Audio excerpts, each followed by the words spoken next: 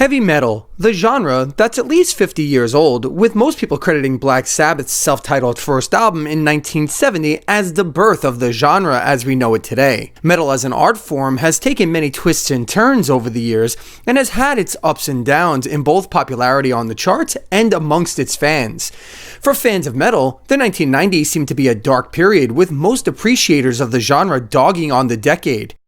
In my opinion, the 90s was one of the more creative and interesting decades in the history of the genre, with massive genre-bending acts like Rage Against the Machine, Tool, and Pantera leading the way, while metal mainstays like Metallica, Anthrax, and Megadeth were fiddling with their sound to match the trends of the time. I'm Chris from Redbeard Videos. Today, we're going to be looking at 5 albums from the 90s that didn't get the love they deserved. This list is not a countdown, but will be part of a compilation of lists that will focus on this much maligned era of metal.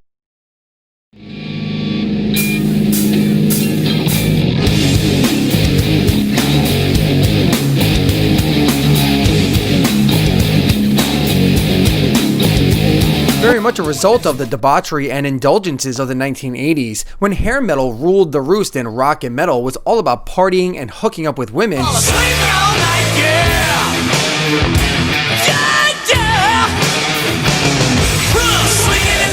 Bands like Nirvana and Alice in Chains became protest music in a sense. Their stripped down, no nonsense, and angry toned music, coupled with lyrics that reflected real life more than the fantasies rock stars in the 80s were putting out there, provided a platform for actual protest music to emerge.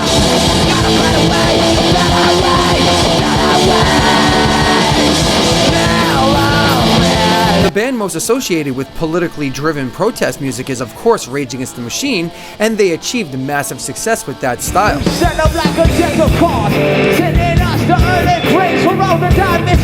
Use a pair of gloves to meet your space with poetry. Another protest band that came out of LA that didn't achieve nearly the same level of success was Downset. Fuck it up, yes!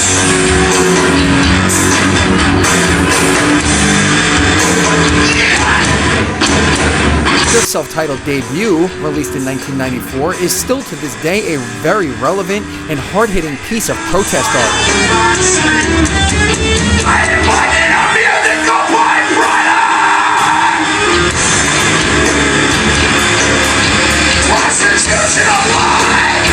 Musically, Downset is a mixture of hip-hop and hardcore music, with a vocalist who raps and screams, and riffs that are reminiscent of hardcore music. Lyrically, Ray Oropeza spits biting rhymes and extreme screams on songs like My American Prayer, which speaks to the racial divide and protests in the country. Living in the shadow of 5 centuries misery, only blind, forcing your game, choke with equality. Why am I gonna be like that? Why must I back that vocal get? Cause off the bloody humanity, your pocket is getting fat.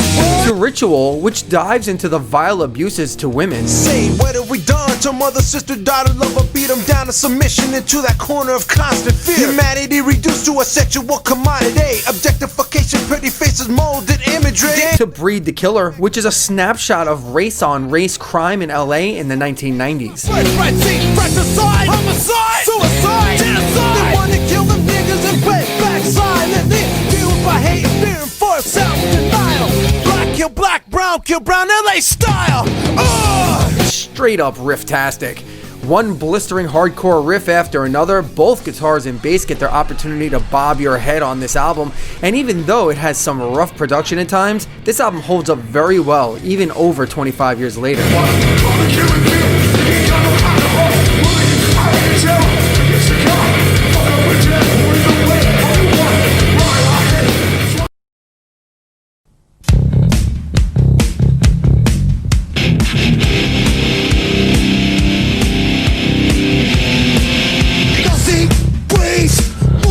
Something seemed to happen in the mid-90s that changed the sound of metal as a whole. I'm not talking about the songwriting per se, although in the case of Prong's 1994 release Cleansing, that's very much the case. But I'm talking about from a production standpoint. Let's call it the Terry Date effect.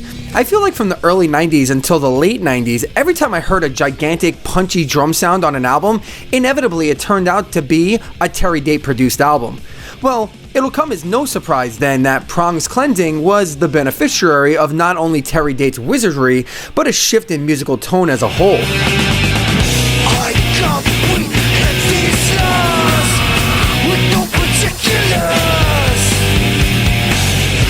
See, Prong had a little success with their 1990 release Beg to Differ and 1991's Prove You Wrong, but it wasn't until 1994's Cleansing that they realized that Metallica wasn't going anywhere anytime soon, and it was time to change their sound a tad. In came some keys and programming, the huge drum sound of Terry Date, a little bit of an industrial infusion, a tweak to Tommy Victor's vocal style and some groovy riffs, and you have a reworked Prong. And with that, one of the most badass albums of the 1990s, period.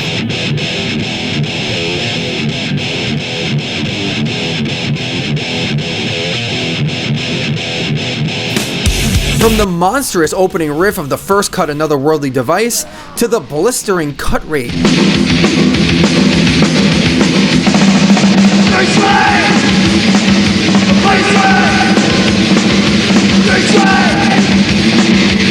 And the apocalyptic final track, Test.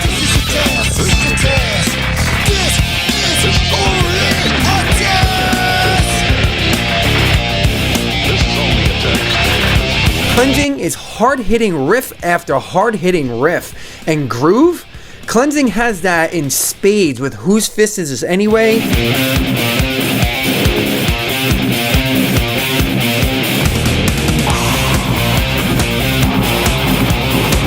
One Outnumbered.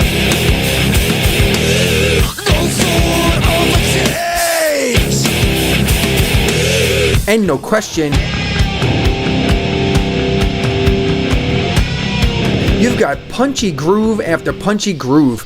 Despite a pretty big single with Snap Your Fingers, Snap Your Neck, and the pure heavy riffage on this album, somehow Cleansing just doesn't get the love it deserves. Stop your fingers, snap your neck. Stop your fingers, snap your neck.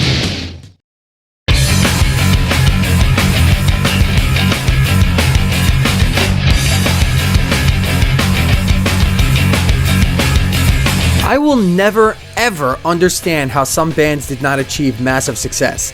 Galactic Cowboys out of Houston, Texas are one of those bands. Space in Your Face, the band's second release for Geffen Records, was an album that I believe had such great crossover potential that to this day, 27 years later, I'm still shocked that they didn't become huge. Great melodies.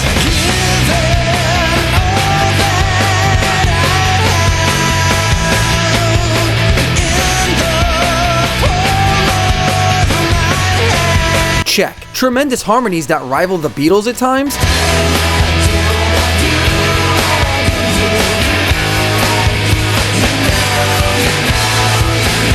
Check. Metallica-esque heaviness with a tinge of thrash.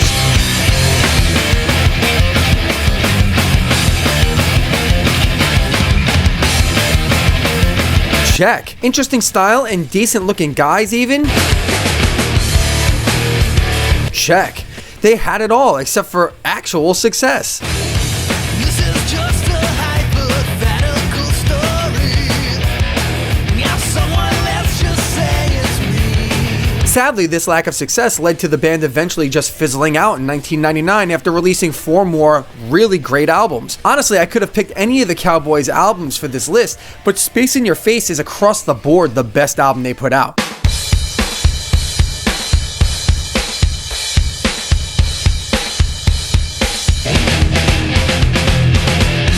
I think if you're a metal fan and even a rock fan at all, on any level, you certainly need to give this album a try. All about Mrs. Leslie.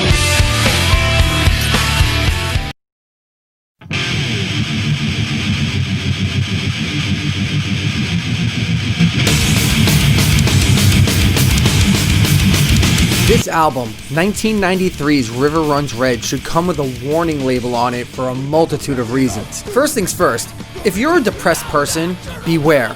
The lyrical content on this one is not for those who are dealing with loss or are very fed up with their life.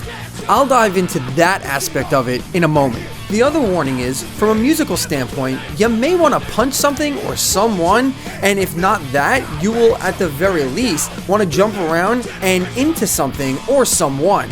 Also, once you learn the words, you will want to sing this one, and loudly. If you learn anything from me, you need to hold on to your dreams. Learn from our mistakes, and it will take us some of the way. Now I need need to say, it might seem weird to have an album on this list of albums that doesn't get enough love that also appears on Rolling Stone's greatest metal albums of all time list, but there is a method to my madness, so come along with me, will ya? See, our lists are based on a number of things, most importantly being our own experiences.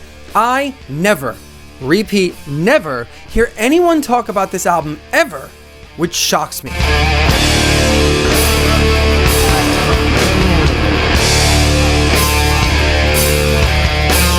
Based on that alone, that's why it's on this list.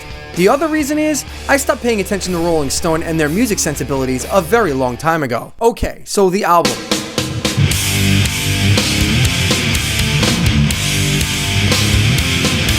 Musically, The River Runs Red is a mesh of melodic and groove metal with hardcore riffs mixed in.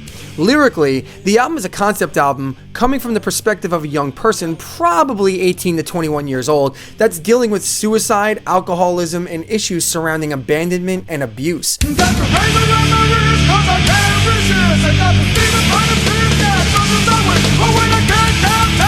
Vocalist, then known as Keith Caputo, now known as Mina Caputo, has such a wonderfully unique sounding style of singing that they truly depicted the pain the character in this story was going through. Songs like Through and Through, Words and Music, and the title track River Runs Red shows the masterful job Caputo does.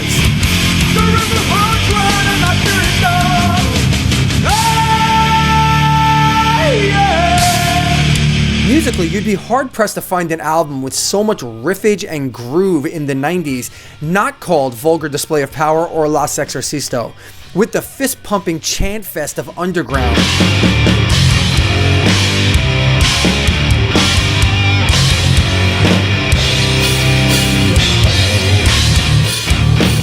The slow burn, start and stop of Bad Seed. Maybe I'm too late, maybe I'm too good. Since you're gone, I'll never felt the shit. That was beautiful! Let's see that again, everybody, come on! Maybe I'm just a bad seed. And the epic riff-busting closer, The Stain Remains.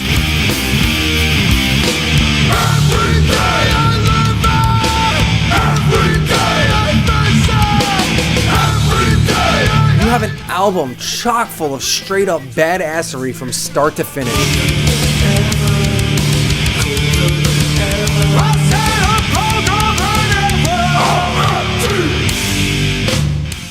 And that brings us to our number one, but let's be sure to check out those social media pages before we get to our number one. On Twitter, it's @VideosBeard, and on Facebook, our page there is Redbeard Videos.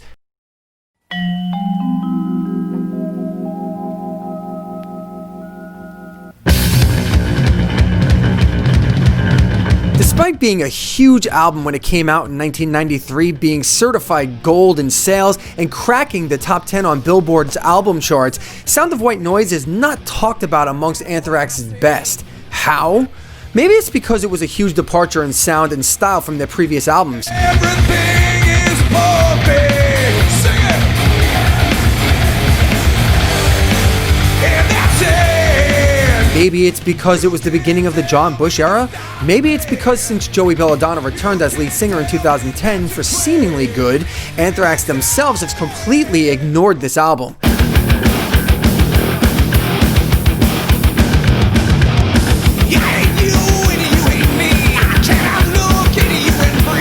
It's not clear why this album has descended into the dark ether of music, but it has, and it's a straight up crime. Riffs.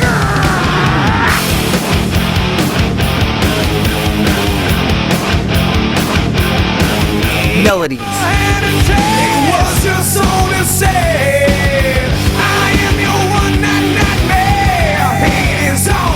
Heaviness.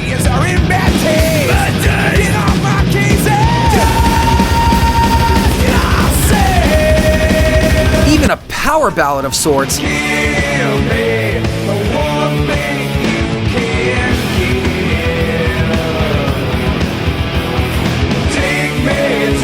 This album has everything. John Bush gives one of the best vocal performances of the 1990s in my opinion on Sound of White Noise.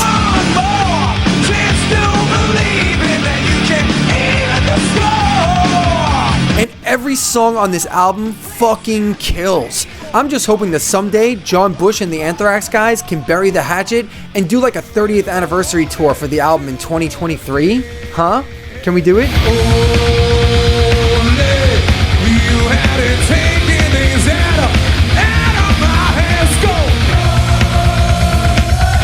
Well, this fan of the album can certainly hope.